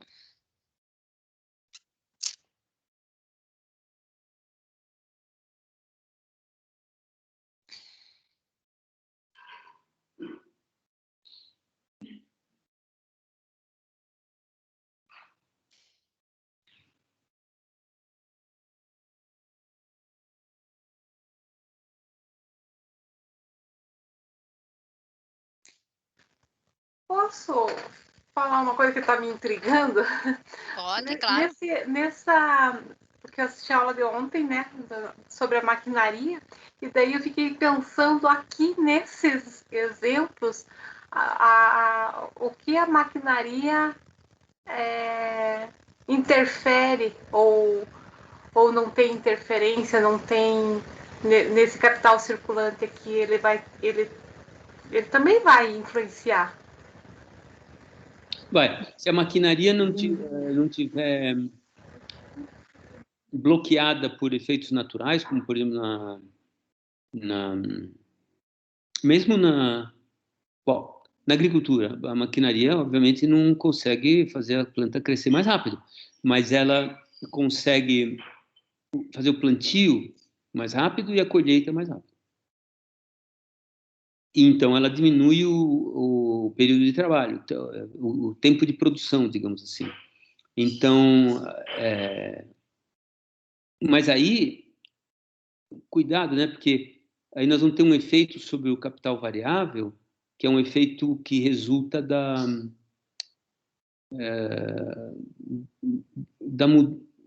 mudança tecnológica. Se tudo os tratores diminuiu um montante de capital variável. Isso é uma coisa que não é o que nós estamos tratando agora. Mas vamos supor que com o mesmo número de trabalhadores que nós tínhamos antes, a introdução de maquinário, tratores e tal, diminuam o tempo de plantio. Então, o capitalista não precisa mais de 1.000, mas só de 500. Não vai dar certo. Pode dar certo, mas aí é resultado da tecnologia de novo, então não tem nada a ver com a rotação do capital, porque a rotação vai continuar sendo de um ano. No caso da mandioca, não vai adiantar nada,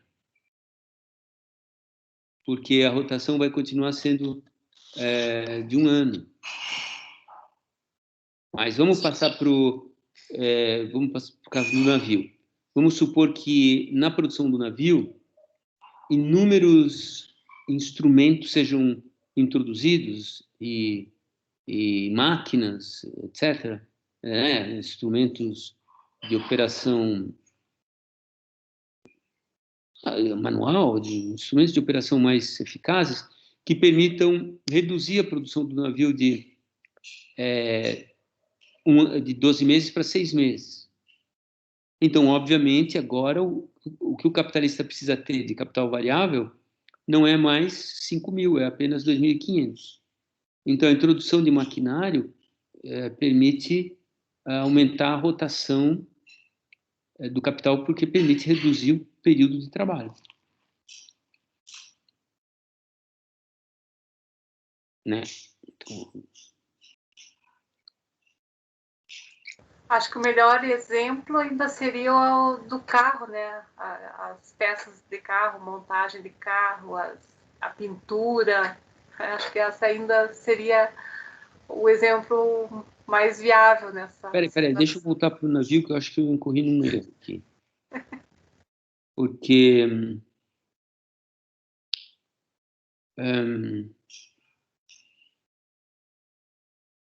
quantos trabalhadores nós tínhamos? Nós tínhamos 500 a cada 5 semanas. Só que esse capitalista precisava 500. Tá certo. Ele paga 500 nas primeiras 5 semanas, 500, até as 6. 6 vezes 5, 30. Não. 6 vezes 5, 35. Não. 6 vezes 5, por que não deu metade? Não deu 2.500. Porque é 5 semanas, né? Porque são 10, desculpa, eu estou fazendo 12, são 10. Na verdade, são 10 períodos. Então, 5 vezes 5, 25. Então, esses mesmos trabalhadores, notem, é o mesmo pessoal, não mudou nada. Eles estão ganhando exatamente o que ganhavam antes, 500 por semana.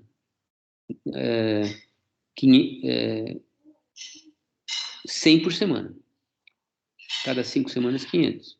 Então, quando chega na quinta rotação, termina aqui, não vamos usar mês porque atrapalha, no final da quinta rotação, o capital variável empregado foi 5 vezes 500, 2.500, metade do capital total.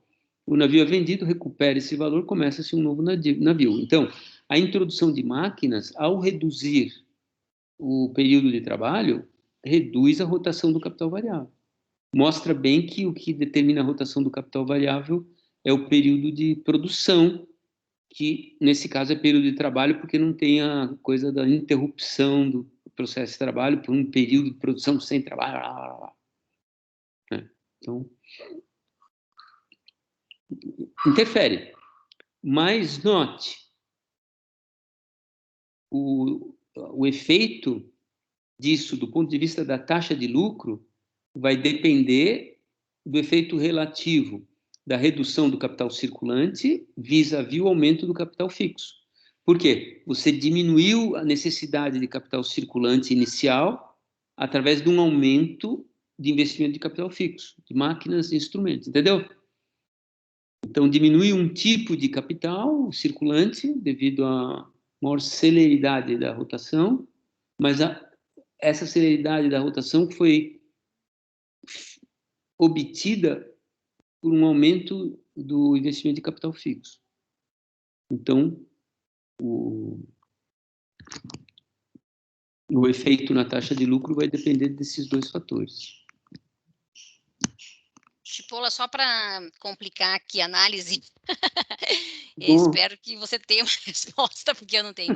É que eu estou pensando aqui no caso da soja, né?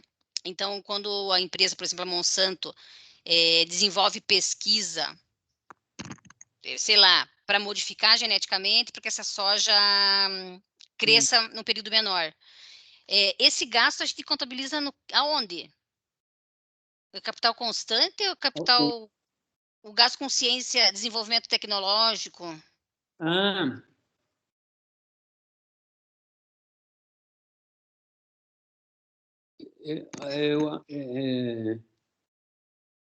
há tempos atrás andei pensando nessa questão aí, viu?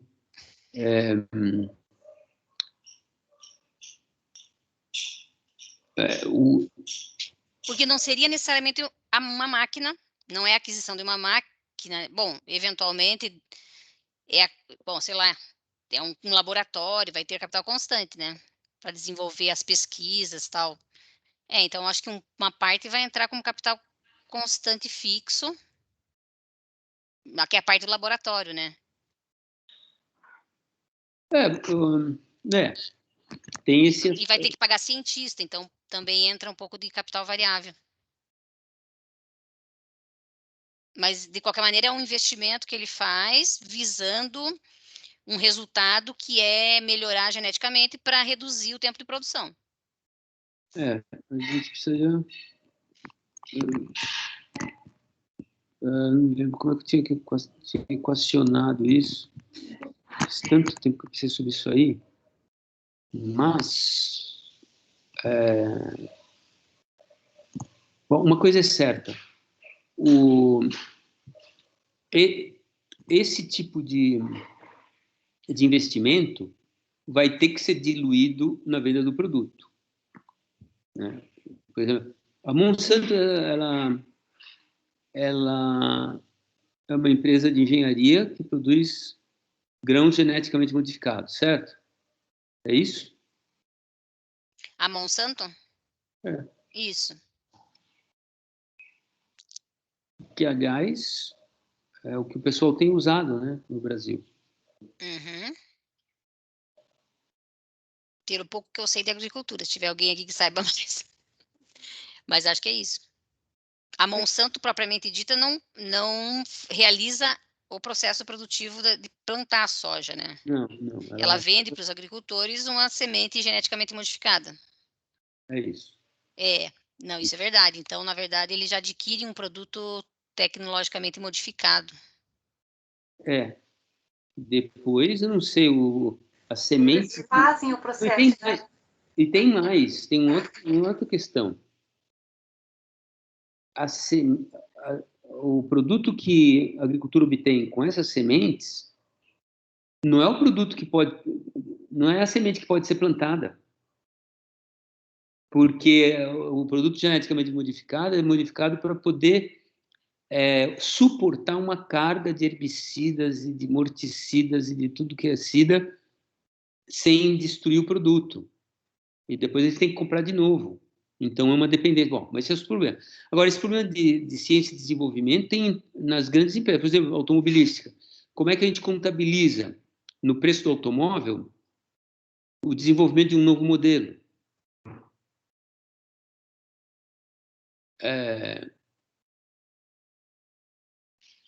Para mim, é claro que quando a gente concebe a indústria automobilística como um conjunto concorrencial, é claro que os custos de desenho e desenvolvimento estão reduzidos a um custo médio, independentemente de você, de repente, por problemas, demorar mais tempo para desenvolver ou menos tempo, entendeu?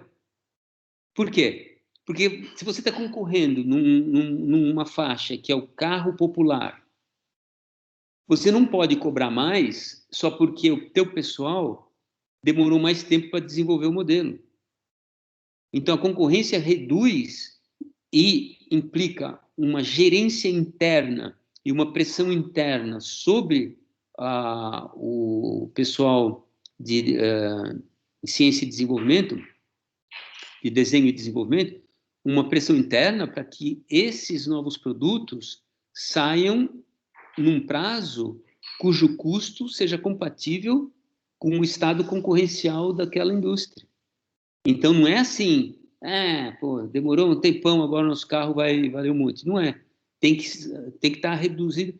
O que é interessante, porque mostra que esses departamentos são, na verdade, um departamento da produção.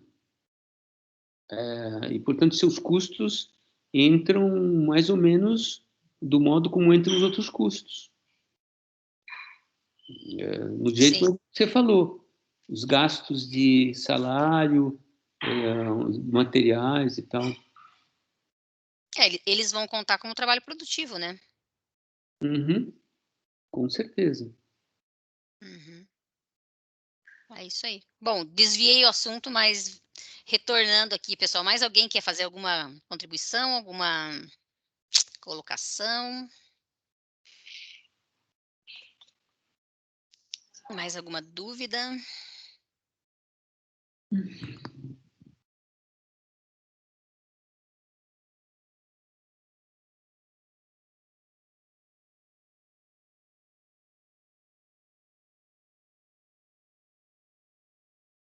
Não, pessoal? Diga, Cris. Só para entender certinho aquela questão lá que está no slide, nos resultados principais, lá na penúltima folha, tem lá, quanto mais rápido é o tempo, né? E antes tem, a rotação não tem efeito sobre o capital, bem no meio. A rotação tem um efeito sobre o capital adiantado necessário e por isso afeta a taxa anual de mais-valia. Resultado. É o penúltimo mesmo, né? O penúltimo lá do meio ali. A rotação tem um efeito e por isso afeta a taxa anual de mais-valia. Poderia só repassar isso para ver se eu realmente entendi? Certo. Então, lembra dos capitais A e B, né? Eles produzem a mesma massa de mais-valia no ano, porque eles empregam 5.000 de capital variável no ano. Tanto a produção do fósforo quanto a produção do navio, que eram os nossos exemplos de capital A e B. Por que a rotação tem um efeito sobre o capital adiantado? Porque no caso do capital A, como o retorno do capital variável é em 5 semanas, ele só precisa do dinheiro para pagar salário de 5 semanas. Porque depois esse dinheiro volta no final da 5ª semana. E por que afeta a taxa anual de mais-valia? Porque os dois têm a mesma massa de mais-valia anual. Massa, quantidade de mais-valia anual, dado que eles usam a mesma quantidade de trabalho no ano. Então, eles extraem a mesma quantidade de mais-valia no ano. Mas o capital A precisa só de 500 para extrair 5.000 de mais-valia. Por quê? Porque esses 500 voltam ao final da 5ª semana. Enquanto o outro capital precisa de 5.000 para extrair 5.000 de mais-valia. Por quê? Porque o seu capital variável só volta no final do ano. Então, a rotação tem um efeito sobre o capital adiantado. O capital A precisa só 500 e o capital B precisa de 5.000.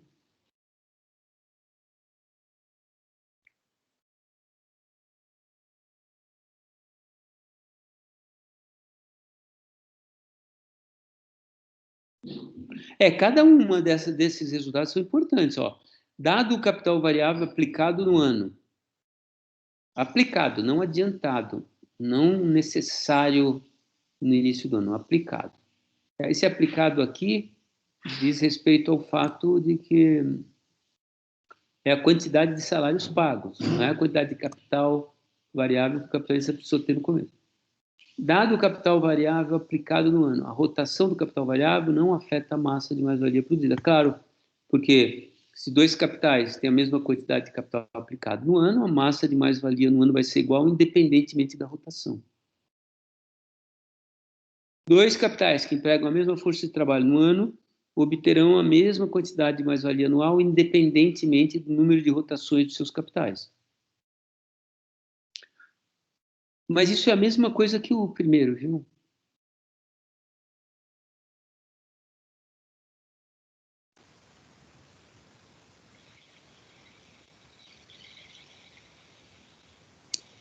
esses dois... Ali no item 2, Tipola, só para fazer uma observação, talvez possa causar confusão quando você fala ali quantidade de mais-valia anual. Não sei se eles estão atentos, mas eles podem confundir com taxa de mais-valia anual. Obterão a mesma de mais-valia no ano.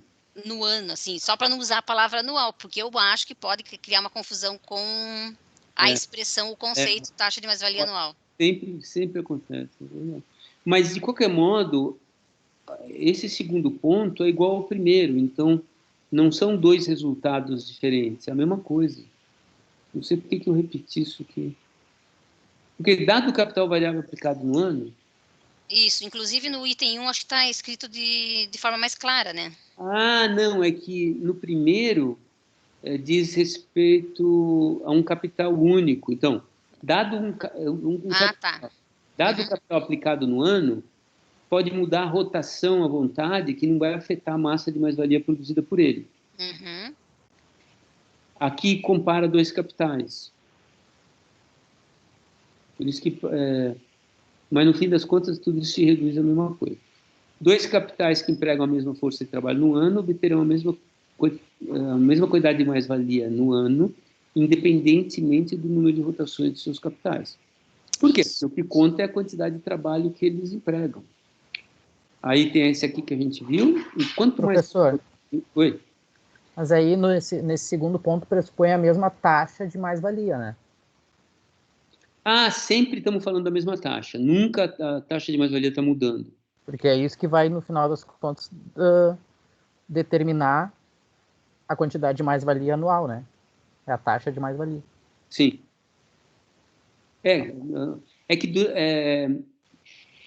Eu acho que até no capítulo, o Marx nunca muda a taxa de mais-valia. Sim. Então, a gente está sempre supondo que a taxa de mais-valia é igual. Para um capital que muda a rotação, para dois capitais que têm rotações diferentes, é sempre a mesma taxa de mais-valia. Então, com a mesma taxa de mais-valia, dois capitais que empregam a mesma força de trabalho obterão sempre a mesma... É bom, a tua lembrança é boa, porque é uma espécie de frase que está aqui antes. Dada as taxas, uma taxa de mais-valia igual, dá dois capitais, blá, blá, blá. Quanto mais rápido... Oi? Desculpa. Não, vai, segue. Eu teria uma dúvida, mas depois, não tem problema. Não, pode falar. Não, eu não consegui entender direito ali o que muda na rotação do capital variável socialmente considerado. Onde? É outra transparência? Não. É no livro mesmo, o item 3. Porque ele fala na rotação do capital variável individual e depois a rotação do capital variável socialmente considerado. Tá. Acho que está aqui em cima. Eu resumi isso aí. Esse slide aqui, Tipola. Eu resumi isso aí bem.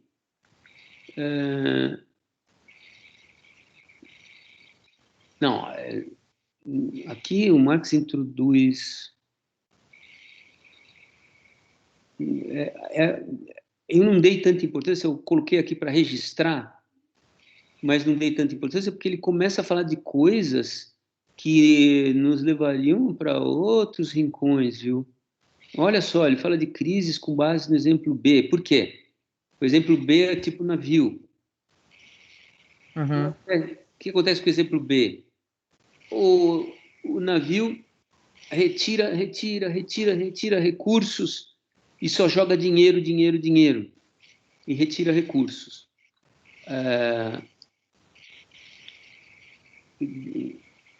O dinheiro é necessário para manter o negócio durante o ano. Antes de obter o dinheiro de volta, isso pressiona o mercado de dinheiro. Então, são coisas que o Marx está falando do ponto de vista da rotação do capital variável como um todo, dessa necessidade. Aqui ele está introduzindo algo que nós não temos aqui ainda, que é o mercado de dinheiro. Por outro lado, pressiona-se o mercado de mercadorias. Dinheiro é jogado no mercado sem que se jogue mercadorias de valor correspondente. Então, por exemplo, no navio, o cara tira mercadorias do mercado, o dinheiro é jogado sem que se jogue em mercadorias correspondentes. Os preços dos meios de produção e dos meios de consumo sobem. Então, são situações do tipo grandes empreendimentos, tipo New Deal e tal, nos quais você empregava um monte de força de trabalho, um monte de materiais, de instrumentos, uma concentração gigantesca de demanda de meios de produção, sem jogar no mercado produtos correspondentes. Então, isso causa desequilíbrios que se manifestam na forma de variações de preço. Isso, no caso da Grande Depressão, foi importante, porque era uma grande depressão, tinha depressão de preço. Então, essa intervenção do governo tinha justamente esse propósito de inflar a economia, né? Também discorre sobre transações entre a Argentina. O fabricante inglês vende tecido argentino, mas antes de receber o dinheiro tem que adiantar capital adicional para continuar o processo produtivo. Assim, mais dinheiro. Então, ele está falando aqui de como esses problemas vistos do ponto de vista agregado criam situações de desequilíbrio no mercado de dinheiro e no mercado de produtos. Mas eu acho que isso aqui não é isso, teria que... É que o Marx não deixava nada passar, né? Por isso que demorava tanto para ele chegar ao final da sua obra. Esses temas são importantíssimos. Obviamente, não desse jeito. Eles vão requerer um desenvolvimento item por item, e aí ele queria provavelmente estudar item por item, exemplos que pudessem esclarecer melhor essas condições críticas que ele está apresentando. Não. Nesse ritmo ele ia precisar mais 20 anos mesmo para... Né, sério, para poder apresentar isso. A gente é mais rápido, que a gente tem alguns meses só para apresentar um trabalho para congresso. E também um objeto bem delimitado, né? Exato. Mas, de qualquer modo, a tua observação é interessante. Tem esse item aí. A rotação do capital variável considerado socialmente. Porque até agora a gente estava falando de capital A, capital B, capital mandioca, capital navio, fósforo, sempre capitais individuais, né? Aqui é agregado. De fato... Alguma pergunta específica, Almir? Não, assim, me deu duas impressões. Primeiro, me deu a impressão de que estava meio deslocado. E segundo, me deu a impressão, assim, daquilo que o professor falou no início, que realmente essa parte está bem inacabada, né? Está bem... eu acho... Bem incipiente, assim. Não, do ponto de vista do conceito de taxa anual de mais-valia, ele tem todos os elementos, mas está mal apresentado, não é a apresentação final. Não é a apresentação final. Inclusive porque tem esse item 3 aqui, que são indicações importantes de temas que deveriam ser desenvolvidos. Aqui ou em algum outro momento, né? Sim. Não, mas é isso aí, professor. Mercado de dinheiro, por exemplo, imagina, isso aí teria que ir para a teoria da crise. Esse material aqui teria que ser lá o mercado mundial e teoria da crise lá. Coitado do Marx. Coitado de nós que não temos a capacidade para levar adiante o que ele já deixou, né? Exatamente. Então é isso, pessoal. 2 minutos para as 9h. Se não houver mais nenhuma contribuição, nenhuma dúvida, nenhum questionamento, podemos dizer tchau e encerrar por aqui. Está todo mundo satisfeito? Os que falaram, os que não falaram? Tudo bem? Somos 16, começamos com 27. Sempre lembrando que se surgem dúvidas aí no meio do caminho, sempre pode mandar e-mail, né, pra gente responde, né, pessoal? Sem problemas. Até, Daiane, eu tô ainda digerindo aquele e-mail, aquela resposta que tu me mandou, então por isso que eu ainda não te respondi. Eu tô digerindo. Tá bom, tá complicado ali, mas pode depois eu levar vou, o tempo que for necessário. Depois eu vou te responder, tá? Desde já agradeço pela resposta. Não, imagina, é essa a ideia mesmo. Então, quarta que vem, pessoal, nós veremos a circulação da mais-valia, né? Estamos nos encaminhando para a reta final, né? Tipo, faltam 3 encontros só. 3 encontros. Mas então é isso.